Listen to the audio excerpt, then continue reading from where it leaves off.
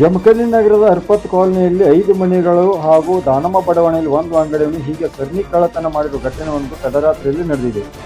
ಸರಣಿ ಕಳ್ಳತನಕ್ಕೆ ನಗರದ ಜನತೆಯಲ್ಲಿ ಆತಂಕ ಮೂಡಿಸಿದ್ದು, ಕಾಲೋನಿಯ ಜನರು ಬೆಳಗಿನ ಜಾವದಲ್ಲಿ ನಮ್ಮ ಮನೆ ಕಳ್ಳತನವಾಗಿದೆ ಎಂದು ಹೇಳುತ್ತಿದ್ದಂತೆ ಮತ್ತೊಬ್ಬರು ನಮ್ಮ ಮನೆಯನ್ನು ಸಹ ಕಳ್ಳತನ ಮಾಡಿದ್ದಾರೆ ಎಂದು ಹೀಗೆ 5 ಮನೆಗಳನ್ನು ಕಳ್ಳರು ತಮ್ಮ ಕೈ ಕೆಳಕ ಮೆರೆದಿದ್ದಾರೆ.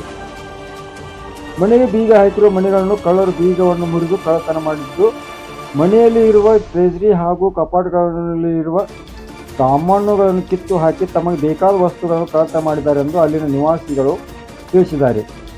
ಅರ್ಪತ್ ಕಾಲೋನಿಯ ನಿವಾಸಿಗಳಾದ ಲಕ್ಷ್ಮಣ್ ಭಜಂತ್ರಿ, ಕಲ್ಲಪ್ಪ ಭಜಂತ್ರಿ, ಶಬಾನಾ ಸಗರ್, ಫಾರೂಕ್ ಪಟೇಲ್, ಯೂನುಸ್ ಶೇಖ್ ಹೀಗೆ ಕಾಲೋನಿಯ 5 ಮನೆಗಳನ್ನು ಸರಣಿ ಕಳ್ಳತನ ಮಾಡಿದ್ದಾರೆ ಎಂದು ತಿಳಿಸಿದರು.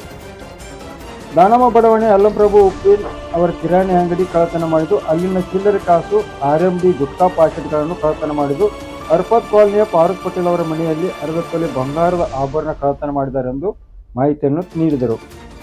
ಕಾಲೋನಿಯ ಜನತೆಯಲ್ಲಿ ಸರಣಿ ಕಳ್ಳತನ ಮಾಡಿದ ನೋಡಿ ಜನತೆಯಲ್ಲಿ ಆತಂಕ ಮೂಡಿಸಿದೆ. ಸರಣಿ ಕಳ್ಳತನ ಸ್ಥಳಕ್ಕೆ ಶಹರ್ ಪೊಲೀಸರು ಭೇಟಿ ನೀಡಿ ತನಿಖೆಯನ್ನು ಮುಂದುವರಿಸಿದ್ದಾರೆ.